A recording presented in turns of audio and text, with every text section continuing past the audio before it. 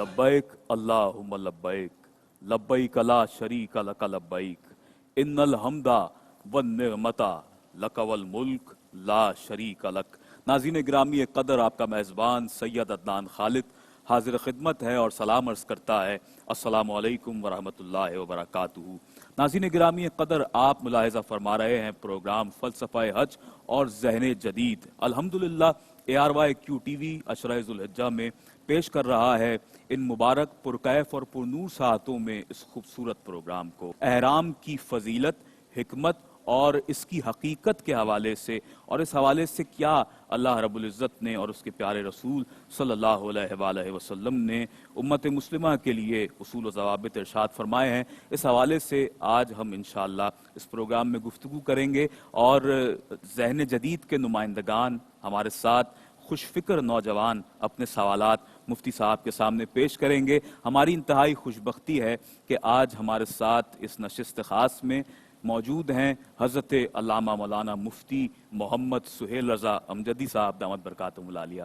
मुफ्ती साहब खुश आमदीद कहता हूँ आपको। अस्सलामु अलैकुम वरहमतुल्लाहि वबरकातुहू। वालेकुम अस्सलाम। और मुफ्ती साहब, आज आपकी गुफ्तगू से इंशाअल्लाह हम भरपूर इक्तिसाब फैज़ करने की कोशिश करेंगे इंशाअल्लाह। और गुफ्तगू का आगाज़ मैं चाहता हूँ कि हम यहीं से करें कि एहराम की जो बुनियादी फ़जीलत है, इस हवाले से अल्लाह रब्बुल इज़्ज़त का क्या इरशाद हमें मिलता है और सरकार अलैहिस्सलातु वस्सलाम ने बिलखुसूस अपने फ़रामीन के ज़रिए इस हवाले से क्या इरशाद फरमाया है। बिस्मिल्लाहिर्रहमानिर्रहीम। अल्लाहुम्मा सल्लि अला सय्यिदिना व मौलाना मुहम्मदिन व अला आलिहि व अस्हाबिहि व बारिक वसल्लम। अच्छा, दो हमें मकामात मिलते हैं। एक तो ये है कि जब हम इंतकाल कर जाते हैं, जब अल्लाह की बारगाह में जाना होता है, तो तब हमें चादरों में मलबूस किया जाता है। और इसी तरीके से अच्छा, वहाँ भी हमें जाना अल्लाह की बारगाह में है। और दूसरा मकाम जो हमें मिलता है कि जब कोई उम्रा करने के लिए जाए या हज करने के लिए जाता है, तो फिर दो चादरों में मलबूस नज़र आता है। अच्छा, बज़ाहिर ये दो चादरें हैं, ठीक है ना। एक चादर जो बतौर तहबंद आप पहनते हैं मर्दों के लिए, क्योंकि ख़वातीन के लिए जो उनका एक नॉर्मल ड्रेस है, तो नियत करने से वही एहराम बन जाता है। लेकिन मर्दों के लिए ज़ाहिर है कि कुछ कंडीशंस हैं कि वो दो चादरें एक बतौर तहबंद जो है वो बांधते हैं और ऊपर जो है एक बतौर चादर होती है। अच्छा, वो भी वाइट कलर की, ठीक है ना। अब इस ड्रेस में आप अल्लाह की बारगाह में जा रहे हैं, तो यहाँ पर आप देखें कि ये एहराम ये बज़ाहिर एक सिंबल है कि ये फलां बंदा, हम देखते हैं कि दो चादरों में है, हाँ यार ये उम्रा करने के लिए जा रहा है, या हज के अय्याम है तो ये हज करने के लिए जा रहा है। एक हर एक के जहन में ये आता है, यानी बच्चा भी हो ना, और किसी शख्स ने अगर ये दो चादरें पहनी हो, तो वो बच्चा पूछेगा कि अंकल आप उम्रा करने के लिए जा रहे हैं या हज करने के लिए जा रहे हैं। हर एक को, मुसलमानों के बच्चे बच्चे को मालूम होता है। अच्छा, ये बज़ाहिर दो चादरें पहनना ये एक सिंबल है, एक अलामत है। हकीकत क्या है, एहराम की हकीकत क्या है कि एहराम का माना ये कि हराम करना, मुमानअत करना, यानी कुछ चीज़ें ऐसी हैं कि जो आम जिंदगी में जिनका करना जायज़ है, लेकिन जब आप एहराम की हालत में आ जाते हैं तो वो चीज़ें आपके लिए जायज़ नहीं रहती हैं। मिसाल के तौर पर एहराम की हालत में सिला हुआ कपड़ा पहनना ये जायज़ नहीं है। एहराम की हालत में खुशबू लगाना ये जायज़ नहीं है। एहराम की हालत में बाल तरशवाना, हेयर कटिंग करवाना, ये जिस्म के किसी हिस्से के बालों को दूर करना ये जायज़ नहीं है। एहराम की हालत में नाखून तरशवाना, काटना ये जायज़ नहीं है। नेल कटिंग करना जायज़ नहीं है, वगैरह वगैरह। इस तरह और बहुत सी पाबंदियां जो आम जिंदगी में नहीं होती, लेकिन एहराम की हालत में वो पाबंदियां मुसलमान पर, उम्रा करने वाले पर या हज करने वाले पर वो नियत करने के बाद लागू हो जाती हैं।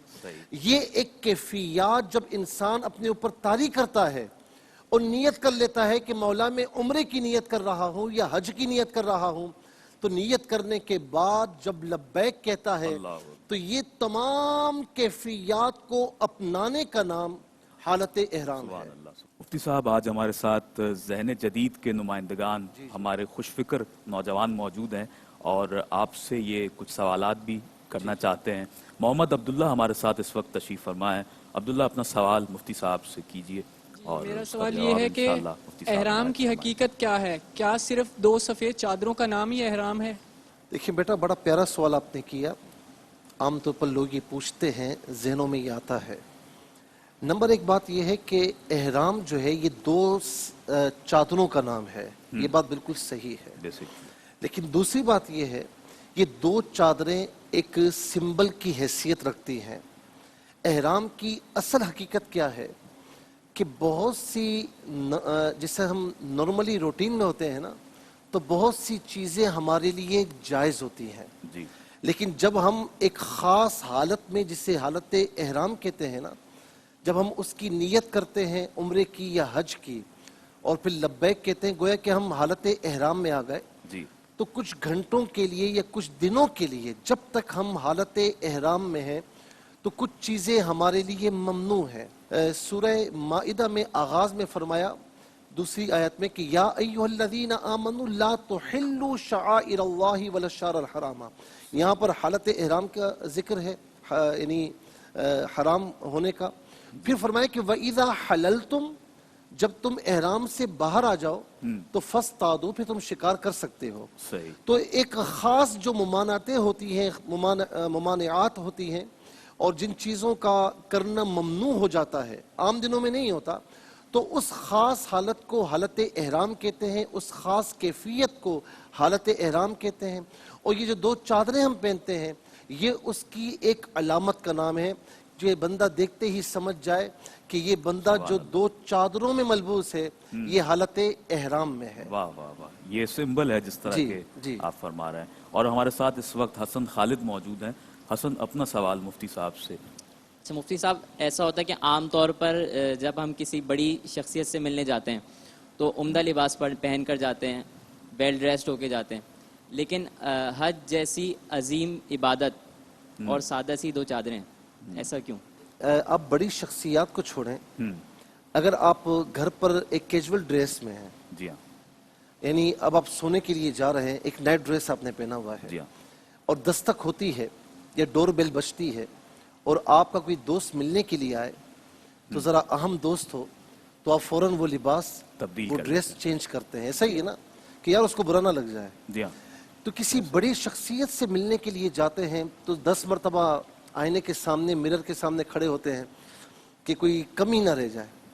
لیکن یہ کیا مسئلہ ہے کہ عام شخصیت سے ملنے کے لیے جائیں تو اچھے ڈریس میں جائیں، اور ارحم الراحمین کی 2 جہاں کے بادشاہ، خالق و مالک کی سبحان بارگاہ میں اللہ، جائیں سبحان اللہ۔ تو ان 2 چادروں میں جائیں۔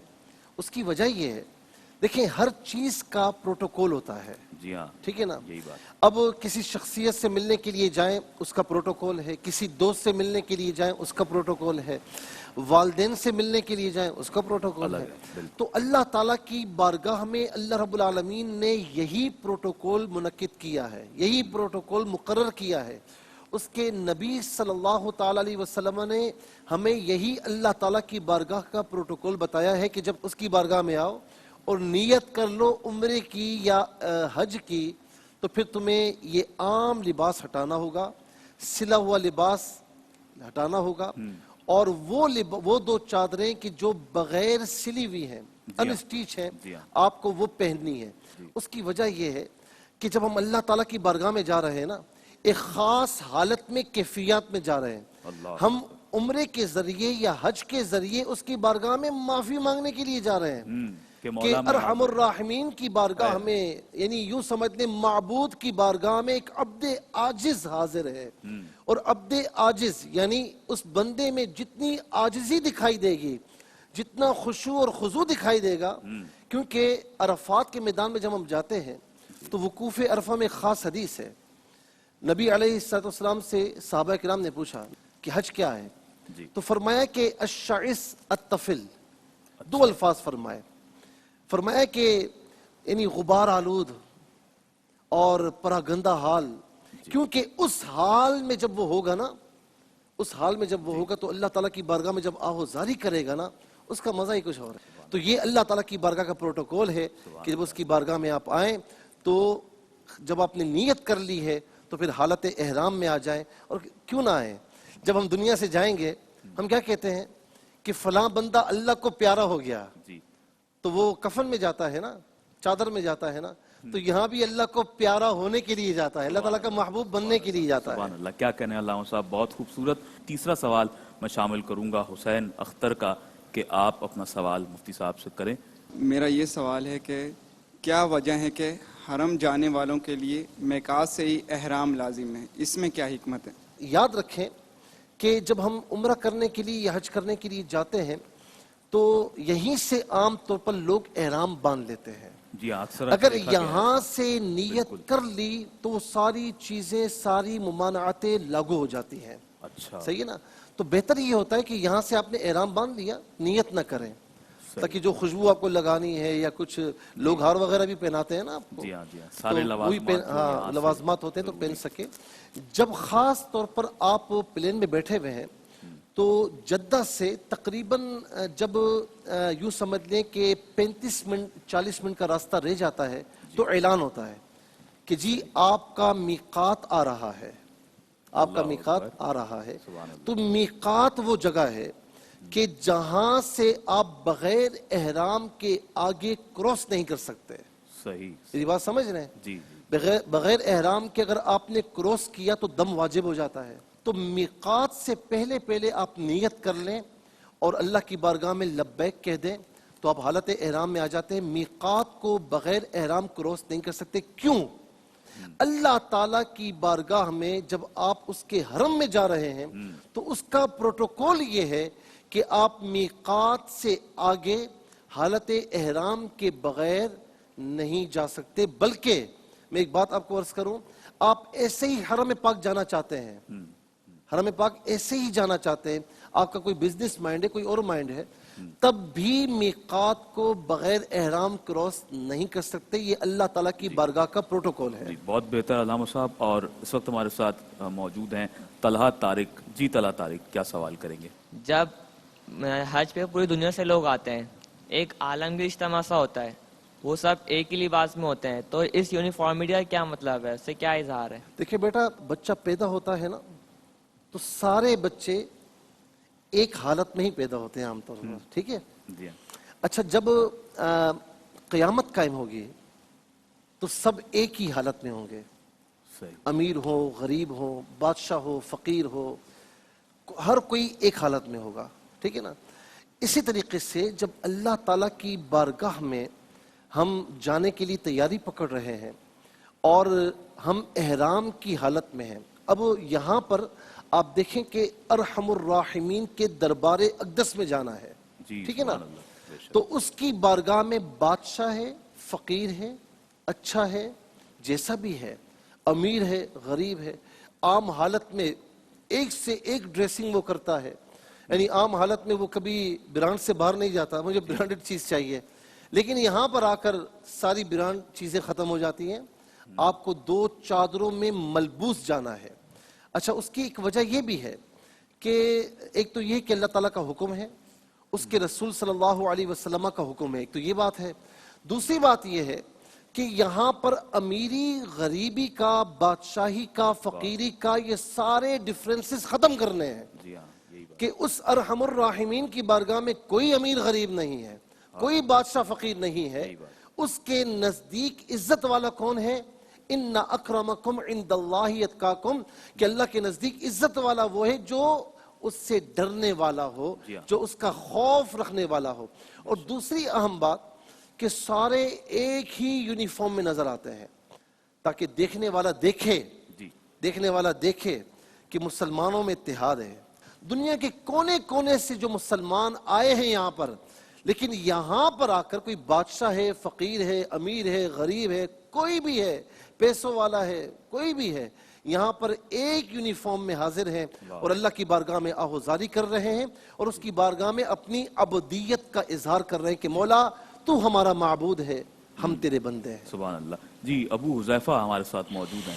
ابو حذیفہ کیا سوال کرنا چاہیں گے؟ مفتی صاحب سے میرا یہ سوال ہے کہ جو میقات کے مقام سے لبیک اللہم لبیک کی صدائیں جو لگائی جاتی ہیں اس کی کیا حکمت ہے؟ ایک بات تو میں عرض کروں کہ لبیک میقات سے نہیں ہوتی. جب آپ حالت احرام میں آ جاتے ہیں نا، نیت کر لی، نیت کرنے کے فوراً بعد لبیک کہنا پڑتا ہے. اچھا ٹھیک ہے نا، صحیح. وہیں سے لبیک آپ کی شروع ہو جاتی ہے. ہاں آپ نے نیت نہیں کی اور میقات سے پہلے آپ نے نیت کی تو پھر لبیک اس وقت سے کہنا شروع ہو جائیں گے. صحیح. ٹھیک ہے نا. اچھا اب یہ لبیک کہنا ضروری کیوں ہے؟ جب آپ حالت احرام میں آ گئے نا اور ایک خاص پروٹوکول آپ نے اختیار کر لیا، جی ہاں. ٹھیک ہے، اور اللہ کی بارگاہ میں جا رہے ہیں تو لبیک کہتے ہوئے، لبیک کا مطلب کیا ہے؟ میں حاضر ہوں، جی اے میرے رب میں حاضر ہوں. لبیک اللہم لبیک، میں حاضر ہوں اے اللہ، میں حاضر ہوں. لبیک لا شریک لک لبیک، میں حاضر ہوں، تیرا کوئی شریک نہیں. ان الحمد والنعمت لک والملک لا شریک لک. ان الحمد، ساری حمد و ثنا تیرے لیے ہیں، والنعمت، ساری نعمتیں تیرے لیے. حدیث پاک میں ہے جی کہ جب بندہ لبیک کہتا ہے نا تو اس کے آس پاس حد نگاہ تک، حدیث پاک میں یہاں تک کہ زمین ختم ہو جائے، اللہ زمین ختم ہو جائے، وہاں تک ہر مخلوق، یہ شجر و حجر، یہ تمام چیزیں، پتھر، اس کے ساتھ لبیک کہہ کر گواہی دیتے ہیں. اور ایک اور بات، ابراہیم علیہ السلام نے جو اعلان کیا تھا نا اللہ تعالیٰ کے حکم سے، تو ساری ارواحوں نے جواب دیا تھا، لبیک کہا تھا. ساری ارواحوں نے جواب دیا تھا. جس نے جواب دیا تو وہ حج کرنے کے لیے بھی جائے گا، عمرہ کرنے کے لیے بھی جائے گا.